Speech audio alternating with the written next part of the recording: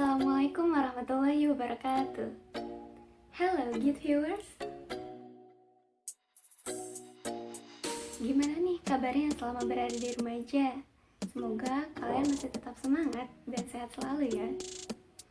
Perkenalkan, nama aku Safira Anjali. Di sini aku bakal ngebahas terkait efikasi diri. Tapi sebelum itu, jangan lupa untuk di like, comment, subscribe, dan share this video ke semua akun media sosial yang kalian punya. Nah, dalam buku yang aku baca, menurut Albert Bandura, efikasi diri itu adalah keyakinan bahwa seseorang dapat menguasai situasi dan menghasilkan hasil yang positif. Simpelnya kayak gini, jadi efikasi diri itu adalah keyakinan yang berada dalam diri kita terkait dengan kemampuan ataupun hal yang akan kita kerjakan. Jadi keyakinannya ini bisa berupa hal yang positif ataupun negatif. Kalau keyakinan bentuknya positif, itu adalah saya bisa. Nah, kalau misalkan bentuknya adalah negatif, berarti saya gak bisa. Menurut Albert Bandura juga, efikasi diri ini adalah merupakan faktor yang penting untuk menentukan prestasi seseorang. Loh, kok bisa ya? Kan efikasi diri itu cuman keyakinan doang. Justru karena cuman keyakinan aja, tapi efikasi diri ini efeknya besar loh. Nah, biar kalian lebih paham kenapa efikasi diri ini dapat berefek besar, aku bakal ngasih kalian terkait pandangan yang diberikan oleh Dale Skang. Dia telah menerapkan konsep efikasi diri di kegiatan siswa. Nah, dalam pandangan ini terdapat dua pandangan. Pandangan yang pertama yaitu siswa yang memiliki efikasi diri yang rendah lebih memungkinkan untuk menghindari tugas-tugas yang diberikan, terutama tugas yang menantang ataupun tugas yang sulit dilakukan. Yang kedua, yaitu siswa dengan efikasi diri yang tinggi lebih memungkinkan untuk bertahan dalam menghadapi tugas-tugas yang diberikan. Dia akan lebih berusaha untuk mengerjakan tugas tersebut semaksimal mungkin. Nah, jadi dari kedua pandangan ini, kalian bisa paham kan kenapa efikasi diri itu penting banget? Nah, walaupun tadi aku udah ngasih dua pandangan yang diberikan oleh Dale, yaitu seorang tokoh psikolog pendidikan, tapi bukan berarti efikasi diri ini hanya dimiliki oleh seorang siswa ataupun pelajar ya. Yang perlu kalian garis bawahi adalah efikasi diri itu dimiliki oleh setiap orang dengan berbagai tingkatan yang berbeda dan dalam berbagai aspek bidang. Jadi nggak cuma belajar aja ya. Misalnya dalam aspek bidang memasak. Nah, kalau kalian yakin kalian bisa masak, itu namanya efikasi diri. Selanjutnya, pasti di antara kalian ada yang bertanya-tanya nih, kenapa sih efikasi diri itu ada yang rendah, ada juga yang tinggi? Dari jurnal yang aku baca dan dilansir dari Wikipedia, menurut Albert Bandura, ternyata ada 4 faktor loh yang menyebabkan efikasi diri ini bisa terbentuk. Faktor yang pertama, yaitu pengalaman yang menetap. Pengalaman yang menetap ini maksudnya ialah pengalaman masa lalu yang dilakukan oleh seseorang. Jadi, ketika dia melakukan hal tersebut dan dia mampu dalam melakukannya, maka efikasi diri dia akan meningkat. Tetapi, jika dia tidak mampu, maka efikasi dia akan menurun. Contohnya, dari pengalaman yang aku udah pernah alami, dulu pas kelas 6 SD aku pernah jatuh dari motor. Nah, semenjak kejadian itu, efikasi diri aku jadi nurun karena aku ngerasa aku nggak mampu buat mengendarai motor. Seperti itu.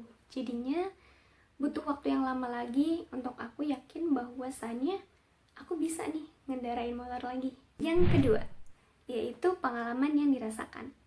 Pengalaman yang dirasakan ini maksudnya adalah efikasi diri dapat dipengaruhi oleh perbandingan hasil yang diraih dari diri kita dengan orang lain.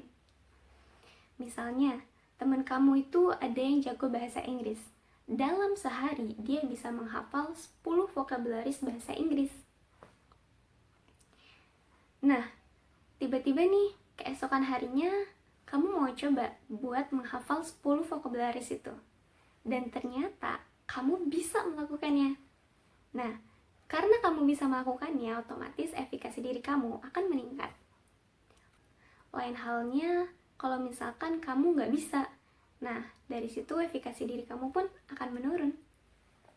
Yang ketiga, yaitu persuasi sosial atau pendapat dari orang lain.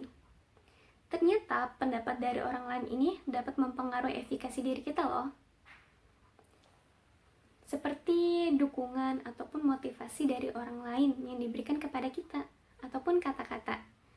Nah, biasanya kata-kata positif yang kita dapat dari orang lain ataupun dukungan seperti support atau perkataan-perkataan positif lainnya yang meyakinkan kita tuh bisa, nah itu bisa meningkatkan efikasi diri kita.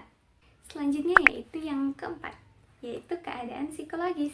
Ternyata nih ya teman-teman, keadaan psikologis yang berasal dari dalam diri kita itu bisa sangat mempengaruhi loh. Misalnya nih, keadaan psikologis kita yang sedang merasakan emosi yang positif, seperti gembira, ceria, bahagia, terharu, dan lain sebagainya. Hal-hal yang berkaitan dengan emosi positif itu ternyata bisa meningkatkan efikasi diri kita. Misalnya nih, kalau misalkan kalian lagi senang, pasti kalian bawaannya ingin menyelesaikan segala tugas yang udah diberikan, ataupun kalian bisa menjadi lebih semangat untuk mengerjakan tugas yang udah ada. Tapi kebalikannya nih, kalau misalkan kita dalam kondisi yang emosi negatif, kayak bad mood, gelisah, marah, kesel, pasti kita jadi males kan ngerjain segala sesuatunya. Bahkan kita lebih memilih untuk menundanya, karena emosi negatif yang berada dalam diri kita itu sedang berkecamuk. Oleh karena itu, keadaan psikologis yang negatif tentu harus dapat kita kontrol ya. Itu dia 4 faktor yang merupakan penentu dari efikasi diri kita bisa terbentuk. Nah, walaupun 4 faktor ini merupakan pembentuk dari efikasi diri kita, tapi bukan berarti kita berhak untuk menyalahkan keadaan masa lalu ataupun keadaan dalam diri kita ya. Selanjutnya, kita bakal bahas terkait efikasi diri dalam perspektif Islam. Jadi, efikasi diri dalam perspektif Islam itu sama aja loh seperti yang sudah dikemukakan oleh Albert Bandura ataupun tokoh-tokoh psikolog yang lainnya. Intinya adalah efikasi diri itu keyakinan yang ada pada diri seseorang. Jadi, menurut jurnal yang aku baca, di situ terdapat beberapa surah Al-Quran yang menjelaskan terkait efikasi diri. Salah satunya adalah di surat Al-Insyiqaq ayat 6, yang artinya, "Hai manusia, sesungguhnya kamu telah bersungguh-sungguh menemui Rabb-mu, maka kamu pasti akan menemuinya."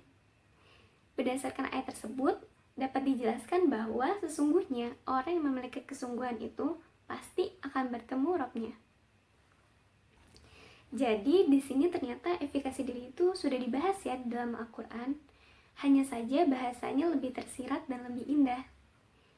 Jadi kesimpulan dari video yang aku buat hari ini ialah efikasi diri itu merupakan hal yang sangat penting. Tentunya kalau misalkan kita ingin meningkatkan efikasi diri kita, pasti butuh proses ya.